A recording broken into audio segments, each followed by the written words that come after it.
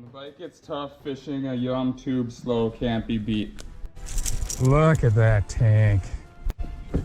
This thing is so freaking thick.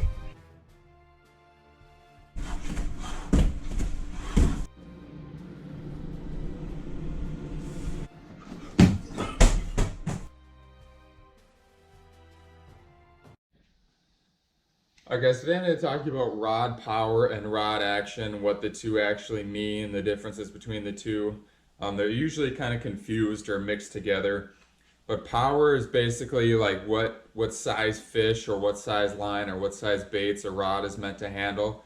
And then action is basically how much it bends, how much the tip bends, how far the bend goes down into the rod. So I'm going to show you this little diagram here of what the powers are and what the action is.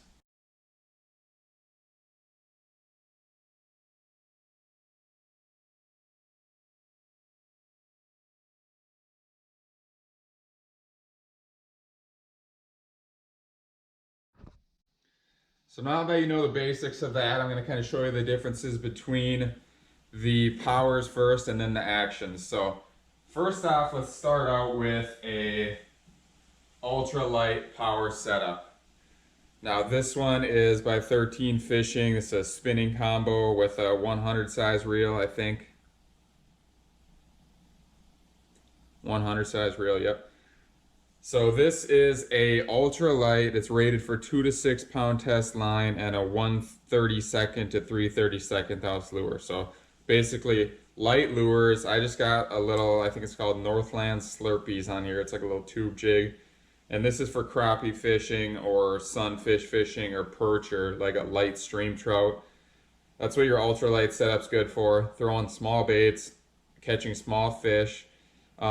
If you're not in a really heavy cover, you can land like a pike or a bass or a walleye or bigger fish with this.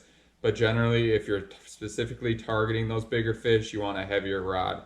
That's not ideal to land a bigger fish with this light setup. So mostly panfish I'm using this for. Next would be light. I don't have any light setups. That's my panfish rod, and from there it kind of goes up to walleye or bass fishing. So medium light is next up in my arsenal. So I'll show you one of those right now. This is a Fenwick HMX medium light. This is a 7-footer and it's rated for 1/8 to 5/8 ounce baits, 4 to 10 pound test line. Generally that's a monofilament line rating, so if you're using braided line you can go up a little bit more, but you don't want to exceed that by too much because then you can snap the rod if you're not careful. This is my drop shot setup. I have a 2500 size Tatula reel on here, so this is a little bit bigger reel. Still small, still light, but a little bit stronger for bass fishing or walleye fishing.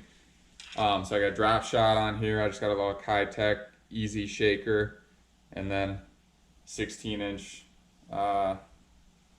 trailer section there, whatever you want to call that line, and then a little drop shot weight. So this is for not real heavy cover, maybe like offshore structure, rock piles, maybe like weed bars or something if you're fishing the sides of them, but you're not really going into heavy cover with this.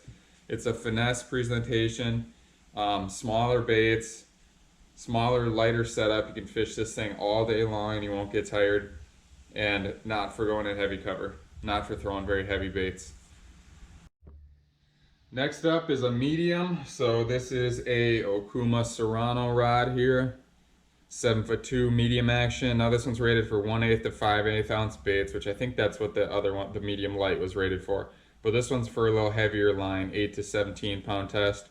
I got 15 pound test braid on here, 40 size, which some reels go by 100, some go by double digits. So this is a 40 size Okuma Helios reel, a little bit bigger. I'm throwing a tube jig on this right here. So this is a little bit heavier than the drop shot setup. I'm usually throwing this tube around sparse vegetation or rocks or current or whatever.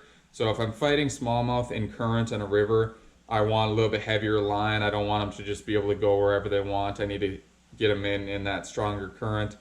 Or if I'm fishing some sparse cover like lily pads or maybe pencil reeds or any kind of weeds like that, where the fish does have a chance to get into the weeds, but they're not really going to bury themselves into it.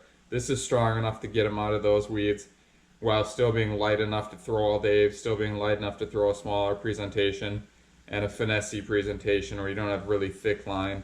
You're still fishing baits that are not like a super fast moving bait. It's a great setup for that. And then medium is where my spinning reels drop off. So I have an ultra light, medium light, and a medium spinning reel. After that, for the heavier applications, you can do spinning gear, but I really prefer to go to bait casters for fishing bass. So next up, guys, is a medium power bait caster.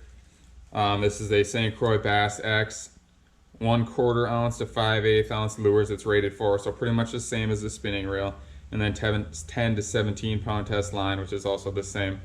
Like I said, that's a monofilament rating. I actually have 40 pound braid on here.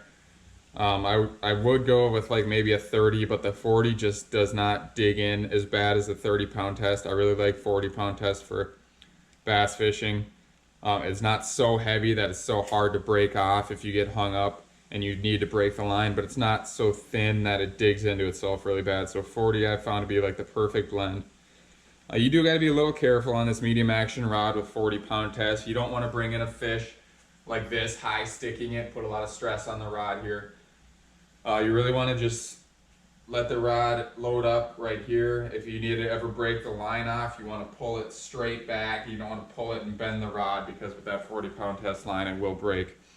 But like I said, I really like the 40 pound test braid. It handles much better than lighter braid, and it's not super thick, super strong where it's impossible to break it off if you get hung up. The rod itself is pretty strong and very light at the same time, so it's easy to throw this chatterbait. It's got a pretty good bend to it, which when you're fishing these big single hooks, you don't want too much of a bend in the rod. This one maybe even slightly more bend than you would want. But with the braided line that doesn't stretch, I kind of like to have a little bit more bend in the rod. And then that little bit more bend in the rod will let it load up a little more and cast these chatterbaits that are like a 1/2 ounce. Next up is medium heavy, and this is probably like the most popular bass fishing rod, a medium heavy action. It's probably your best bet for all around fishing. If you can only afford 1 or 2 rods, I would go with medium heavy fast, because they're the most versatile for bass fishing.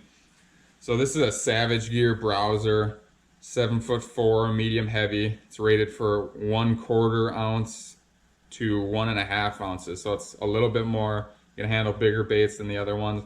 10 to 20 pound test line, which again is a monofilament rating. I have 14 pound test mono on here, Suffix. Got a crankbait on here. And for crankbaits, you generally like a little bit more bend in the rod. So this one is a fast action. It's got a decent bend to it, but it's a little stiffer. So with the treble hook baits, I like fishing the monofilament on here then, because the monofilament line will stretch a little bit. And it'll be like a little bit of a shock absorber for when those bass jump. If I can get this off here. For when those bass jump and shake their head. You got a little bit of bend in the tip, which will absorb those, and this mono will stretch a little bit. So when they jump and stretch, they're not stretching it quick on a really stiff rod, and then it goes slack when they shake their head the other way. That's an easy way for them to pop the hook out. So crankbaits, I either like using a good bend in the rod, which I'll show you my other crankbait rod, or I like using monofilament, or sometimes both. So next up is heavy action. Now this is my Daiwa Coastal 200. I have 40 pound braid hooked up on here also, or spooled up on there I should say. 7'4", heavy power St. Croix Bass X rod. This is a fast action. It is 14 to 25 pound test line rated, which again, that's monofilament. I want a little bit over with 40 pound braid. And then 3/8 to 1.5 ounce baits. So I got a big Cal Coast twerk minnow on here, and this big single treble hook here. So when this is inserted into the bottom of the bait here to make it weedless, the hook goes in here. So you really have to have a strong rod to pop this hook through this big soft plastic bait and penetrate it into the fish's mouth. So I like using braid, no stretch to it, and then a strong rod like this, heavy power. It's got a pretty solid tip there. You can see it doesn't bend too terribly much, and it takes quite a bit to bend it. So you can really get a powerful hook set on those fish with this big single hook. And then you're not worried with a big single hook like this for them to jump and shake it, because it's only one hook and it's a big shank and it's really like penetrated in their mouth good. With a big hook like this, you just want to keep them pinned tight and not let them shake it off. You want to have your drag set loose enough so that you don't have like 100% tension on them and you're just yanking them in. But you don't want to have them, you don't want to give them very much tension. You want to have that drag set so if they make their hardest run, they can pull a little bit of drag, but you're not giving them much tension at all to keep that big single hook pinned and get those big fish in. Next up is extra heavy. This is another Savage Gear browser rod I have here. This is 711, so it's quite a long rod. It's rated for 1/4 to 2 ounce lures, 20 to 80 pound test line. So that probably is a braid rating there, going up to 80 pound test. I actually just have 20 pound test fluorocarbon on here, and I really like this one for big glide baits like this TK Tackle bluegill glide bait. So 1.5 ounce bait. This rod here has a little bit more of a tip to it for an extra heavy. So an extra heavy fast would not have much tip at all. This one has a little bit more tip to it. It's more of a moderate action. And this is good again for keeping those treble hooks pinned on those fish. Fluorocarbon really doesn't stretch at all. So you want to have a moderate tip that will absorb those head shakes. And then again, I like to have the drag set a little loose so that if they do decide to run hard, it'll give them some room to run, and you're not just horsing them in really hard and putting too much pressure on them, so any shake of the head could pop those hooks out. So now that I've shown you extra heavy in bass, there's one more category that I'm going to go over. I don't do any saltwater fishing or anything like that, so I'm not going to cover surf rods or anything like that. But muskie I do fish. This would be a muskie rod. So this is a medium heavy, but this is still even bigger than that extra heavy bass rod because it's a muskie rod. So this is 7'6", medium heavy, fast action, 20 to 50 pound test line it's rated for. I have 65 pound test braid on there, and then 3/4 to 3 ounce bait. So this bait's probably only an ounce on here, this double MEPS here, but I got a big 80 pound test fluorocarbon leader, I think, or maybe it's 100 fluorocarbon leader on this. Braided line. Again, with muskies, you want, just like bass with a treble hook bait, you want to have that drag set slightly loose so they don't shake it. But you want heavy braid for muskie. If you were doing like 50 or 60 pound test mono, that's going to take up so much room on the spool because it's so thick. And braided line with a smaller diameter is going to be better. I got a 300 Tranx on here, so it holds a decent amount of line, but it's not a ton of line. And with muskies, you really don't need a ton of line. They make powerful runs here and there, but they don't make huge runs, and they're really not much of a chance of spooling you if you have a decent amount of line on here. And then I really like just the 300 size reel compared to a 400 because it's a little lighter. It's a light rod. You can throw this muskie setup all day long with these smaller lures. So that's the only muskie size rod I have. I have 2 medium heavies for muskies. I don't have the big heavy action muskie rods. I like to fish muskies with a little bit smaller baits. I'll go a little bit bigger than this one, but I'm not throwing giant baits for muskies. I'm not muskie fishing all the time, so I'm not really going after the giants. I'm more going after numbers when I'm fishing muskies. So smaller baits catch more numbers, obviously, just like any species. So that's gonna do it for today's video, guys. I hope you learned something about rod strength, or rod power and rod action, I should say. Ah, shit. So now that we covered power, I'm gonna go over action quick with you guys, just with a couple bass bait casters here to show you the difference. So this one is my other crankbait rod I was talking about. This is a medium power, moderate action rod. So this is a St. Croix Mojo Bass glass rod. It has more fiberglass in it than the traditional rod. So it has more of a bend. And you can see with this one, the tip loads up really well, and it also loads like well into the rod, like almost halfway down the rod, or for sure more than a third of the way down the rod it's loading. You can see like it's very easy to bend this rod. So that's what a moderate action rod is. Like I said, it's good for crankbaits. It's good for when those fish jump and let's say they're shaking their head and shaking their head, that rod is going to bend and straighten with them. So it's going to keep constant pressure on them. Not like a really stiff rod where they can shake their face. That sounds so stupid. They can shake their mouth back and forth and the rod's not going to bend very much, and it's easy for them to create some slack line and throw the bait. This one is going to keep that rod tension in there no matter what they do, and it's going to make it easier to land those crankbait bass. That's one of the problems with crankbaits. A lot of times when the bass jump, it's fairly easy for them to throw it, especially if you didn't have a really good hook set on them.